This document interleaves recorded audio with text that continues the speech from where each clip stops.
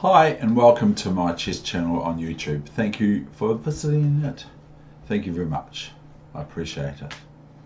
Okay, now I'm going to talk about this this picture that hangs up on my wall.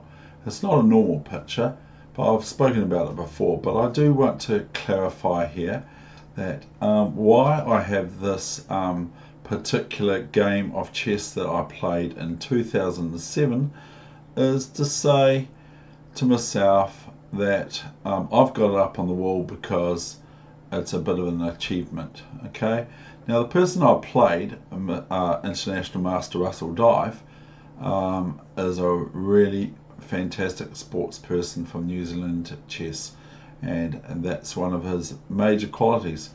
So this game I've got, they called the game of my career. Okay, and I'm black, and it was 29 moves long. I actually wanted to offer my opponent Russell Dive a draw because of the respect that I have for him. I count Russell Dive amongst our greatest sports people, even that of Richie McCaw from New Zealand All Blacks. So why do I have this on my wall? Because it's to say of how awesome this guy is, not me, and that the game itself is not actually something I would call fantastic or real sort of spectacular chess. It's quite normal, the game, and so that's the thing. So one thing that happened, other than I felt like offering him a draw on my 29th move, and another top player from New Zealand who has just got their candidate masters recently for FIDE Master, said to me back then in 2007 at this tournament that these chances only come around every so often, so you should take it with, but you should grasp it with both hands and be thankful for it. And he is correct. And so, but what happened is, and the same response from my opponent, International Master Russell Dive, his response was the same. He said that I outplayed him. Well, I'm not actually sure how I outplayed him, other than in the particular ending thereof. So anyway, moving on from there, I would like to say that I was sitting next to the same player, International Master Russell Dive, at the Auckland Rapid a couple of years ago or something like that, without any detail. I'm not completely sure of the detail, and we'll come to the game soon, by the way. I was sitting next door to him after the Rapid, where I got, like, I don't know, three and a half or 3 or 4 out of 8 or something like that, or whatever, how many rounds there were, or 3 out of 6 or something like that. I was sitting next to him. I felt quite honoured to be able to sit next to him at the prize giving. And I asked Russell, how'd you go? Because I didn't do very well. Well, I might have done really well, actually, comparative to my play. I said, how did you go? He said, I won them all. I won all my games. I said, he said to me, he said, I won all my games.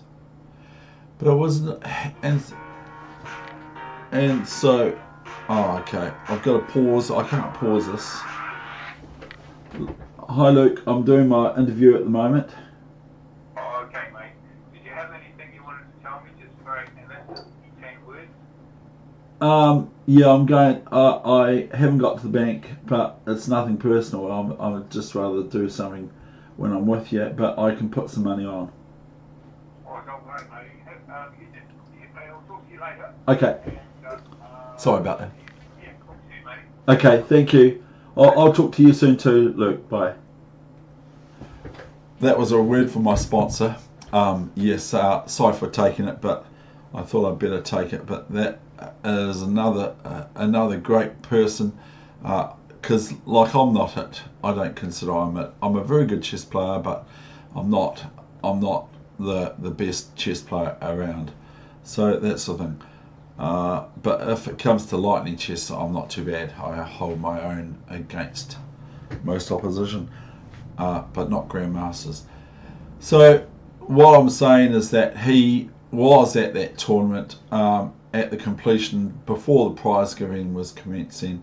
He was what I would call a true sportsman, because whether he was on the losing side or the winning side, it made no difference. He was still a fantastic gentleman and sportsman. So that's pretty amazing. So we need to be happy with our lot, whatever that may be. It might be that we've got a toilet. It might be that we've got a roof over our head. We haven't got bombs dropping outside our back doorstep and that sort of thing from neighbouring country planes or whatever. So we have a lot to be thankful for. So that is this game. Now I bring you the game of my century again, which is a reason why I put it on, is because it's not spectacular. It's not anything spectacular at all. It's a bit risky, and frankly, when I saw this rating of my opponent on chess.com, 2286 84 2284 84 2284, when I saw this rating in my 5-minute game on, by the way, it's Friday the 13th today. Lucky for some, but not everyone. And so I've obviously got my cell phone here in this room, okay, and it rings, and like it's one of the finest celebrities of New Zealand. Really liked, but you wouldn't know it when you're with him, because it's kind of like he's just a normal Kiwi bloke like Richie McCaw. But Luke Hurley is Luke Hurley. He's got a good name for himself in New Zealand, and he can have a concert. He can have a concert where hundreds of people turn up and pay him like $20 or $50 a pop or whatever, probably $2 a pop. But anyway, so when I have this opponent, okay, I think of the words my friend reminds me of from Tartakower. And I don't know how to say his first name, but it starts with S. Tartakower. He says, no one ever won a game of chess by resigning. Well, I sort of thought, what's the point of playing 2286? So here goes this game. Now, this was quite scary. It's quite scary playing these players, because they can put us off. Frankly, when you're playing a strong player, which this player will be, 2284 is going to be a strong player. When one plays that sort of player, we can just go, he's going to highlight, she is going to highlight all my weaknesses, and I'm going to give up thinking that I'm any good at all in the game of chess. So here we go with this game here with now. So my opponent is 2284, I believe from Argentina. C4. Already my opponent is showing that once I play D5, they're just going chomp chomp times 2. They're going to chomp and pawn, and I'm going to end up with something that I'm not completely comfortable with, a type of a Scandinavian chess opening, which is someone's, particularly my best friend's favourite opening for black against E4. So I'm thinking, well, I don't really want to go D5, because sometimes I might automatically play D5, but then I will meet probably CD5, ED5, ED5, and then maybe Queen D5. Then my opponent will go Knight C3, no doubt, etc. So I don't particularly find that very fascinating. So now wait for the surprise. Here comes, against a 2284 player, on chess.com, which isn't chess24, it's chess.com. So the ratings are a bit less inflated, I think, than chess24. My next move is a wee surprise, is this move, c5. Wow, that's a bit hot to play against such a strong player as this for white. So my opponent plays knight f3 and goes, aha, I have transposed to a Sicilian Maroczy bind. And my opponent just wanted to play the French. But guess what I've got them playing now? I've got them playing a Sicilian. So I play knight c6 and d4, cd4, knight d4. Now I play, is it an accelerated dragon or so? But I play g6. My opponent plays knight c3, bishop g7. Now I believe that another player would now play this move here, and that would be a la kind of like the World Chess Championships of late, where Magnus Carlsen ended up winning eventually. But I believe that knight db5 is probably a good move here for white. But my opponent went knight c6, and so I went bc6. So I'm just thinking, I've got to get active, so I'll play rook b8, knight e7, and I'm still shivering in my boots. There's a pawn on pre. Did I notice that? Yes, I did. Luckily, I just saw, hang on, white's attacking this pawn. So I went queen here. And now, here I'm actually would like to be able to place a certain move, which is pretty easy to see. I'd like to be able to threaten this move here, rook b2, and then queen b2 and bishop c3 check, and then queen c3 and queen c3 check, and possibly queen takes rook on a1, but although it might not be a check, it might be. But this all fails if it was my move here to rook b2, queen b2, bishop c3 check, and then bishop d2, and the bishop, once I take this, takes this, but it's not too bad actually. I've just worked out that it's not actually as bad as I thought, because I don't win the queen, but I get my material back, if you see what I mean. So if it's black white's move, h3, I go rook b2, queen b2, bishop c3 check, bishop d2, bishop b2, bishop a5, bishop a1. So I do okay out of it anyway. So it is actually a threat of winning a pawn. So my opponent goes rook d1. Now it doesn't work, of course. If I go now rook b2, then my opponent merely goes queen b2, haha, and bishop c3, and then pins my bishop on c3 with bishop d2, and the rest is history. Black has just, or I have just lost a rook. So here we go. That is not going to work, but I hoped it would, but I realized it wouldn't, so I castle. Better do some things right. And here comes f4, and everyone on the planet knows what move I'm going to play here. Everybody, so take a guess, take a wild guess. What would be my move here? What my opponents would expect to see from me at least once in a game of chess is the following move. Yes, good on you for guessing it. You're correct. f5. So f5, and my opponent just takes it, gets rid of their Maroczy bind. Maybe the computer would play this move. I'm not sure. I reckon that might be a possibility. Because like then I've got this problem with my d6 square for the rook on there as well.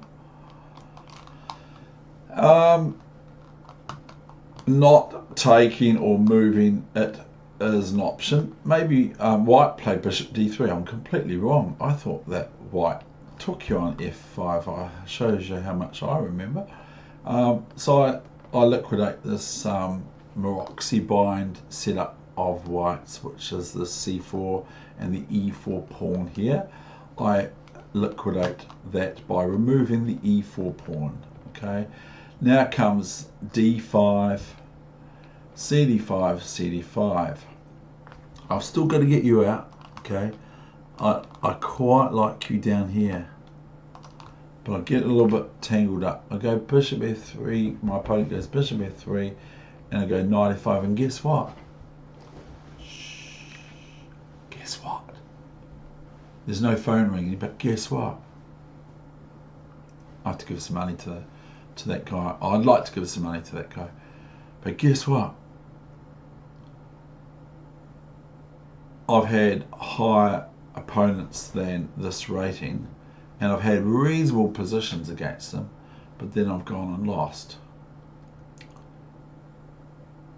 I'm just thinking if white played bishop here, then I would have rook b2, of course, but guess what?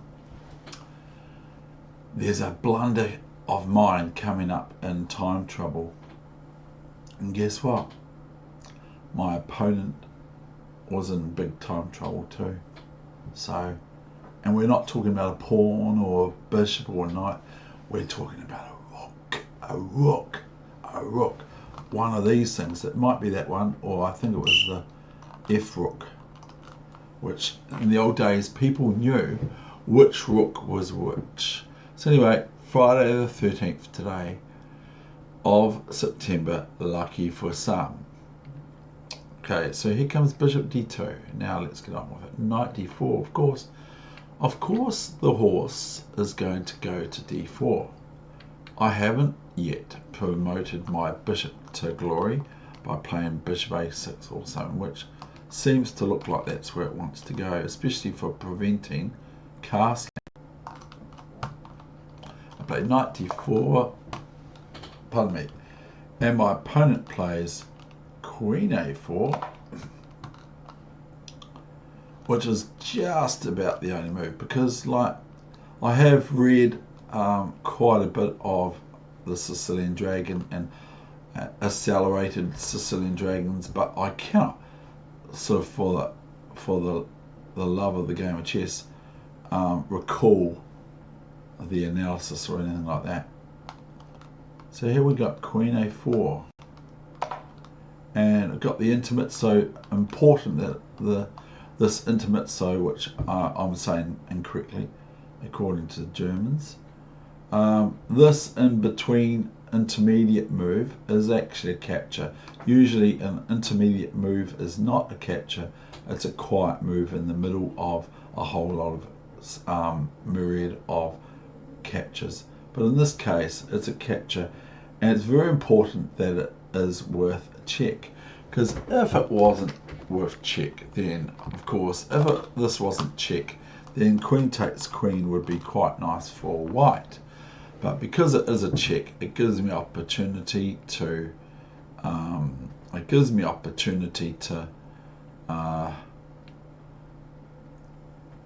to capture the queen next move. Okay, so here we go. Oh no, I've got the thing. I've got having a few hiccups like the phone call and that, but please bear with me.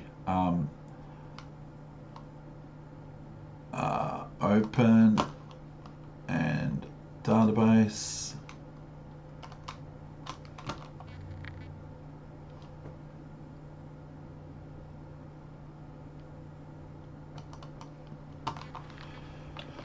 Oh, see, I'm having some jerks today.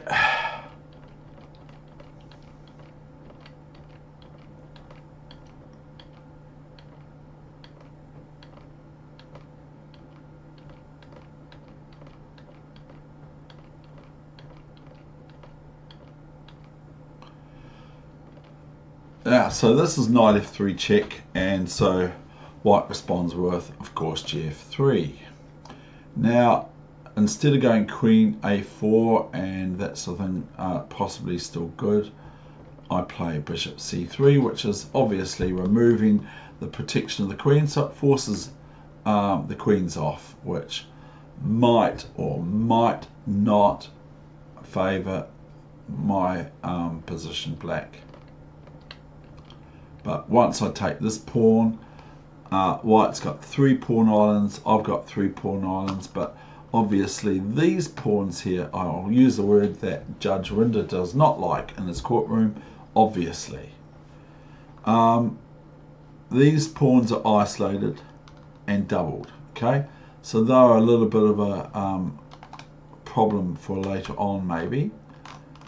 And this pawn's isolated, this pawn's isolated.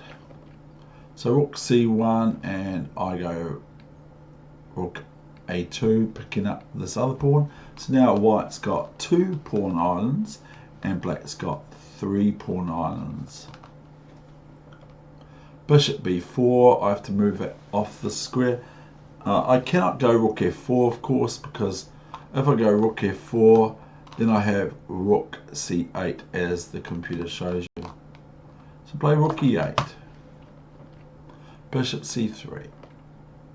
Now, as promised, I finally developed.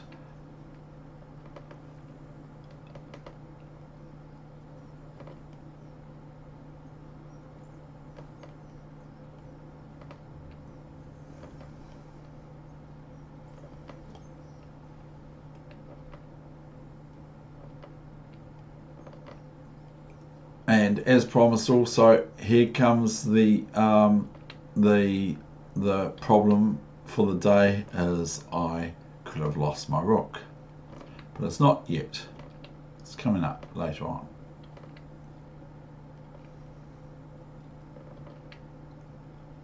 See how tight the moves are. This is very hard. This is a really hard game. Now I play bishop f3, and to the naked eye it looks like white can just go rook g6, yay, got that pawn, yay, I've got 1 pawn off. But the problem being with that move is this move here is rook c1 is checkmate. Hello whistle. And so here we go. Now I just go bishop e4, flick that back again, rook c2, and now of course this is primo position for the rooks, is the 7th rank, especially doubled up together. It's like they're on bikes or something, I don't know, something like that. So we have here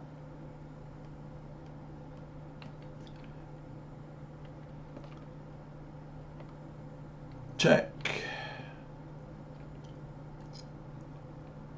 So this is pretty certain win for black, but it's, you know, especially with this a pawn here as well.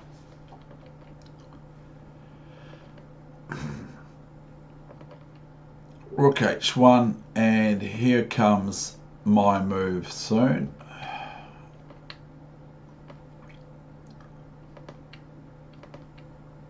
Here it comes. You ready? Set. Rook. Oh, king f6. And now I got this check. Okay, this is it. Here it is. Promise. Rook h2 check, and we were both in pretty hard time trouble because this is a very hard game of chess to play. This, and chess is like that. If I sit down to a grandmaster play me in a simultaneous chess display, I'm just going to get to the end of it and think, can I play chess? Or am I just imagining I think I'm good at chess? Because when I have to play someone like Weegenaar from Germany, back then in the old days, if I got to play Weegenaar in a simultaneous chess display where he's playing the simultaneous display, I would probably feel at the end of it, am I any good at this game or not? You know, because we're just, a lot of us are just imitators. So king e3, yay! Rook a2, safe. Safe on a white square. And here is where my opponent resigned. Thank you very much for watching. I hope you enjoyed this session. I hope your chess goes well, no matter what your level is in chess. Okay, thank you very much.